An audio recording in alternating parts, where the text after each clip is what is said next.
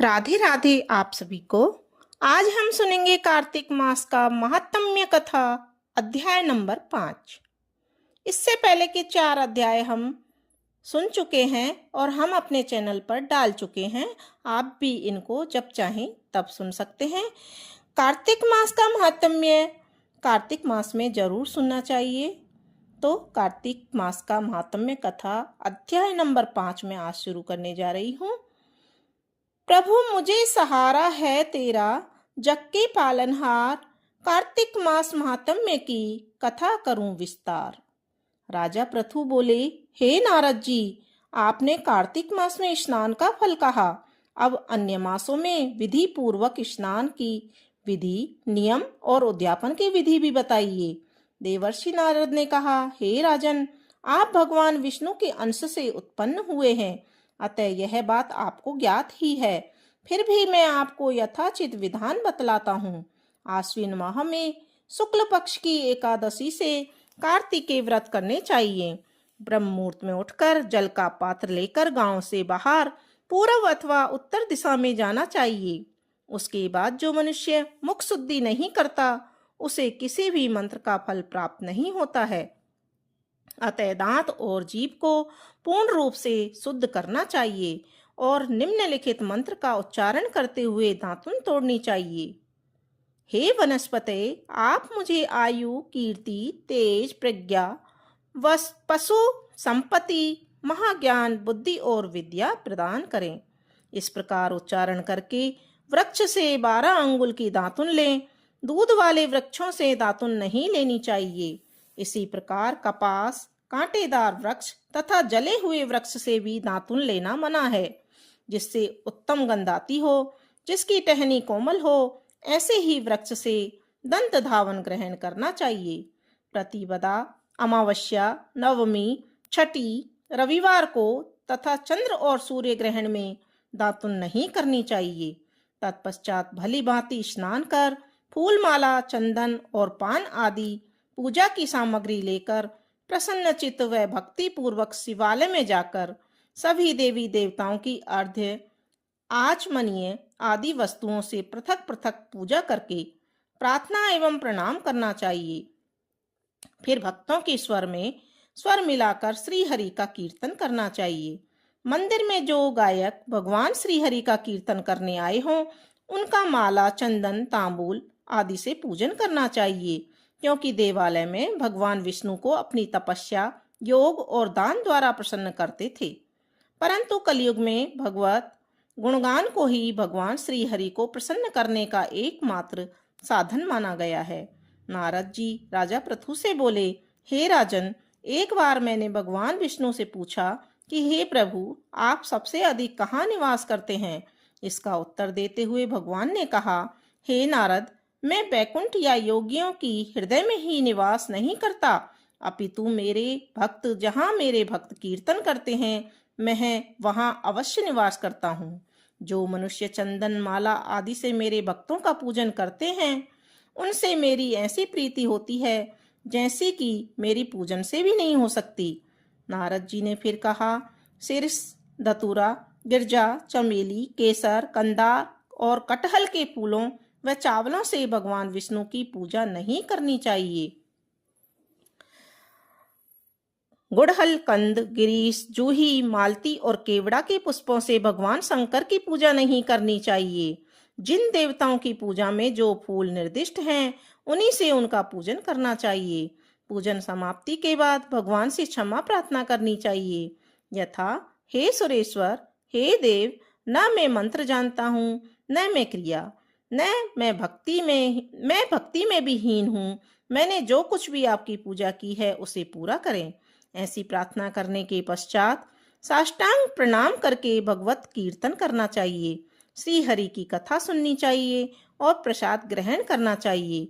जो मनुष्य उपरोक्त विधि के अनुसार कार्तिक व्रत का अनुष्ठान करते हैं, वह जगत के सभी सुखों को भोगते हुए अंत में मुक्ति को प्राप्त होते हैं। बोलो राधे राधे, विष्णु भगवान की जय। राधे राधे। आप सब मेरे साथ राधे राधे जरूर बोलिए, क्योंकि राधे के नाम की महिमा अपार है।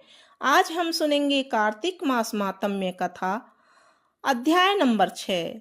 अध्याय नंबर 5 तक हम पहले सुन चुके हैं और अपने चैनल पर डाल चुके हैं।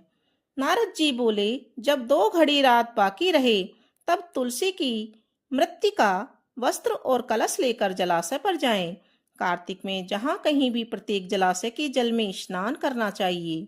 गर्म जल की अपेक्षा ठंडे जल में स्नान करने से 10 गुना पुण्य प्राप्त होता है।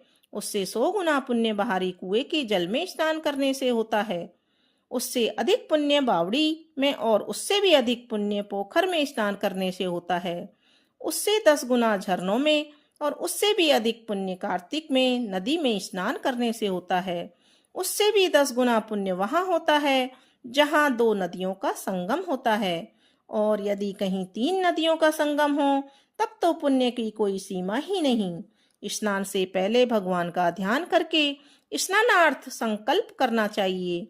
फिर तीर्थ में उपस्थित देवताओं को क्रमशः अर्घ्य, आचमनीय आदि देना चाहिए। अर्घ्य मंत्र इस प्रकार है। हे कमलनाथ, आपको नमस्कार है। हे जलाशायी भगवान, आपको प्रणाम है। हे ऋषिकेश, आपको नमस्कार है। मेरे दिए अर्घ्य को आप ग्रहण करें। बैकुंठ, प्रयाग तथा बद्रिका धाम में जहाँ भी कहीं भगवान विष्णु गए वहां उन्होंने 3 प्रकार से अपना पांव रखा था। वहां पर ऋषि वेद यज्ञों सहित सभी देवता मेरी रक्षा करते रहें। हे जनार्दन, हे दामोदर, हे देवेश, आपको प्रसन्न करने हेतु मैं कार्तिक मास में विधि विधान से ब्रह्म मुहूर्त में स्नान कर रहा हूँ। आपकी कृपा से मेरे सभी पापों का नाश हो। हे प्रभु, कार्तिक मास में व्रत तथा विधि पूर्वक स्नान करने वाला मैं अर्घ्य देता हूँ। आप राधिका सहित ग्रहण करें। हे कृष्ण, हे बलशाली, राक्षसों का संहार करने वाले भगवान, हे पापों का नाश करने वाले, कार्तिक मास में प्रतिदिन दिए हुए मेरे इस अर्घ्य द्वारा कार्तिक स्नान का व्रत करने वाला फल मुझे प्राप्त हो। तत्पश्चात विष्णु, शिव तथा सूर्य का ध्यान करके जल में प्रवेश कर नाभि के बराबर जल में खड़े होकर विधि पूर्वक स्नान करना चाहिए। गृहस्थी को तिल और आंवले का चूर्ण लगाकर तथा विधवा स्त्री व यति को तुलसी की जड़ की मिट्टी लगाकर स्नान करना चाहिए। सप्तमी, अमावस्या, नवमी, त्रयोदशी, द्वितीया, दसवीं आदि तिथियों को आंवला तथा तिल से स्नान करना वर्जित माना गया है। स्नान करते हुए निम्न शब्दों का उच्चारण करना चाहिए।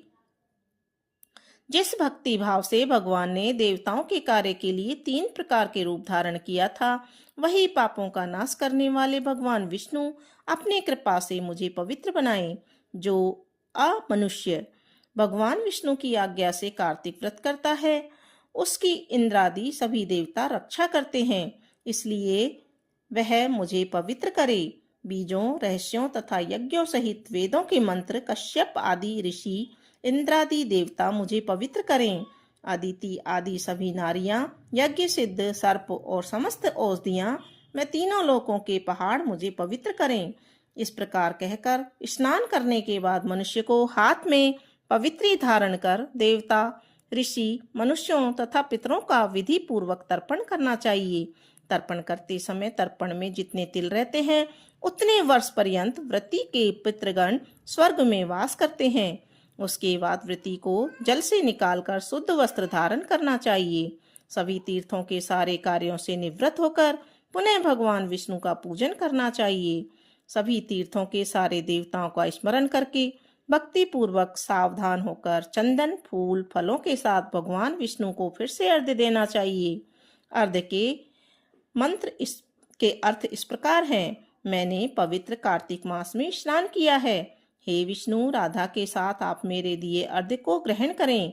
तत्पश्चात चंदन, फूल और तांबूल आदि से वेद पाठी ब्राह्मणों का श्रद्धा पूर्वक पूजन करना चाहिए और बारंबार नमस्कार करें।